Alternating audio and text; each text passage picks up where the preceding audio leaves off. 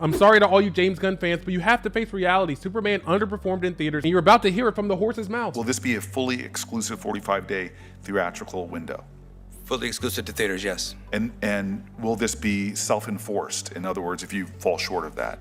That is the industry. It is the industry standard for self-enforcement. However, routinely, movies that underperform, the window moves a little bit. And Superman was a little shorter window, and Sinners was a little longer window, but they still could refer to it as a 45-day window. Yeah, you guys, there you have it. Superman underperformed in theaters. If it was performing well, they would have left it in theaters, just like they left Sinners in theaters for an extra long time. But you just heard it. Ted Sarandos is like, no, if it's not going to be performing well, if it's not performing well, we're just going to pull it out of theaters. Superman was bleeding cash in theaters. I told you guys that there is a good faith argument that Superman lost $42 million theatrically. Don't tell me about video on demand sales. Don't tell me about merchandise sales. DC sells merchandise 365 days a year, and they've done it for decades. So don't tell me about merchandise sales. The movie underperformed, and that's why it came out of theaters early. It was only in theaters for like 32 to like 35 days or something like that. And we know that Ted Sarandos does not currently own WB, but he has to have access to their financial records. Like, he's not just talking out of his ass right here. He's saying this because he saw the records, he saw the finances, and he's like, that's why they pulled it. That's why I would have pulled it. It's because it's not performing well in theaters, as opposed to something like Sinners that was performing very well. And the worst part is that James Gunn just lied to everyone about the whole thing. He's telling people that they pulled Superman out of theaters early so that everyone had a chance to see it before Peacemaker season 2. And that was a flat out lie. You think David Zaslav gave two shits about Peacemaker season 2? You think David Zaslav is thinking people who don't have an HBO Max subscription are all of a sudden gonna get one for Peacemaker season 2? No, he's hoping that Superman is the cash cow. He's hoping that Superman's gonna bring in money, and it just didn't. Peacemaker is a way smaller brand than Superman. He did not think that Peacemaker was gonna bring in a whole bunch of subscribers to HBO Max. James Gunn lied to everyone. They only pulled out Superman because it was bleeding cash. It was losing money in the theaters, you guys. But he wants to tell you they're pulling out Superman so everyone has a chance to see the most controversial season opener in DC TV history. He wants to make sure that everyone has a modicum of context for when the Justice Gang is just berating Peacemaker and talking about camel toe. He wants to make sure everyone's cozy on their couch to watch his bisexual orgy. That's just the type of guy James Gunn is, I guess. He overhyped the Peacemaker finale. It was a big nothing burger. The big cameo happened like 2 episodes prior, and with just Lex Luthor talking about prison butt sex. And he told you that Peacemaker season 2 was required viewing, and it really wasn't. The whole season was a big nothing burger once you break it all down.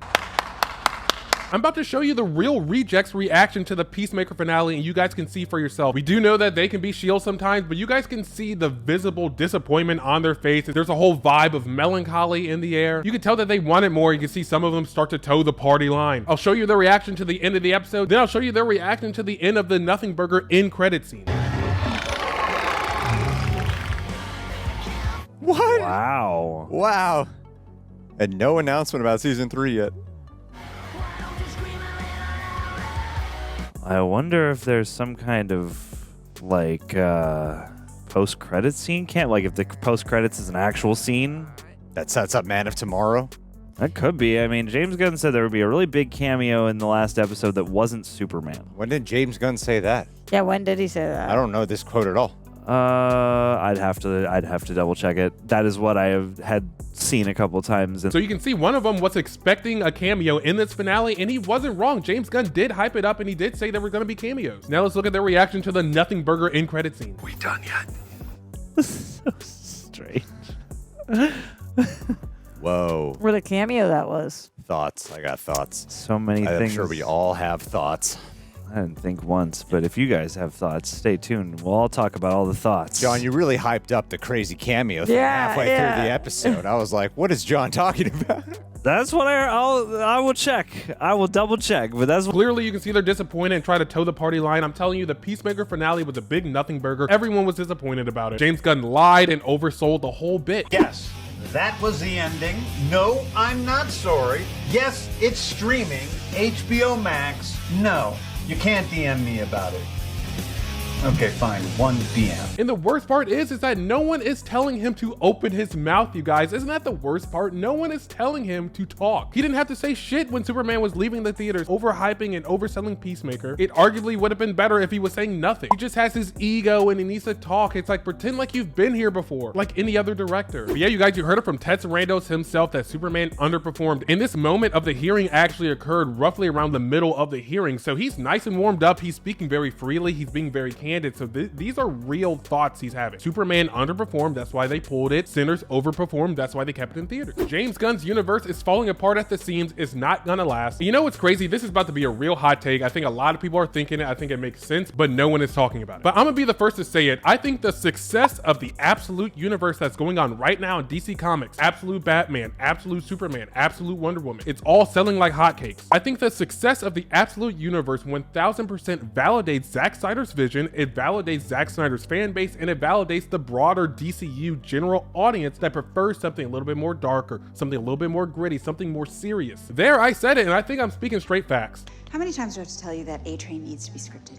When he does not have a script, this is what happens. I'm on it. Zack Snyder was ahead of his time, and if he came back right now, his movies would do numbers. James Gunn thinks we want this vibe, this bright golly gee shucks vibe, when everyone really wants more of the Batman warehouse scene we saw in Batman v Superman. James Gunn doesn't have his finger on the pulse. He doesn't know what the general audience wants. But the absolute run that's happening right now in DC Comics is taking the world by storm. I haven't seen DC this popular in a while, and they've always been the more popular of the comics between them and Marvel. But now it's like DC is like prime Tiger Woods in the early 2000s, like the rest of the field is not even close. The absolute series is amazing, and if you haven't read it, you need to get into it. But I think it completely validates Zack Snyder's take, and I think the majority of the audience, majority of DC fans like a more serious, grounded, a little bit darker DC. And if you still don't believe me, just wait, because whoever gets WB, I promise you, they're gonna give Zack Snyder one opportunity. They're gonna give him one project to make. It's probably gonna be a Batman project, and once that comes out, it will do numbers, and then I think that's gonna be an avenue to get Henry Cavill back in a Superman suit. They're gonna restore the Snyderverse, and then they're gonna reboot after that. Ted Sarandos is clearly not gonna let James Gunn just put out flop after flop after flop. He's gonna call him out. He's gonna pull these movies out of theaters if they're underperforming, and then he's gonna start listening to the real fans, the majority of fans who prefer something more serious, and that's gonna lead him to Zack Snyder and Zack Snyder's overall vision for the DC universe. And like I said, after he finishes his vision, after he finishes his story, then they can reboot after that. But you guys wonder why James Gunn's contract was only extended by 6 months. It's because of this. They do not fully trust him. He's still on a very, very short leash. I don't think he knows what the general audience wants, and I think the execs question whether he knows what the general audience wants. I mean, James Gunn has like 3 million followers on his Instagram, and Zack Snyder has like over 600,000, and yet when James Gunn posts a picture of Superman, it gets significantly less likes than when Zack Snyder posts a picture of Superman. It's because the majority of people prefer that darker, serious, more gritty DC. Majority of people prefer Henry Cavill in a Superman costume. I'm sorry, they just like Henry Cavill as Superman. But yeah, that's the crazy hot take for this video, and I may make a whole separate video about how I think Zack Snyder's vision was ahead of its time. But yeah, I think the success of the absolute universe that's going on right now in DC Comics completely validates Zack Snyder and his fan base. But what do you guys think about Ted Sarandos' comments during this hearing? Is James Gunn's DCU gonna last? Let me know your thoughts below. And if I've said anything you can agree with, smash that subscribe button. We are so close to 1,000 subscribers, you guys. This is amazing. They say the first 1,000 is the hardest 1,000. So come join this side of the internet. I'm the new kid on the block, and I'm not gonna stop making these videos.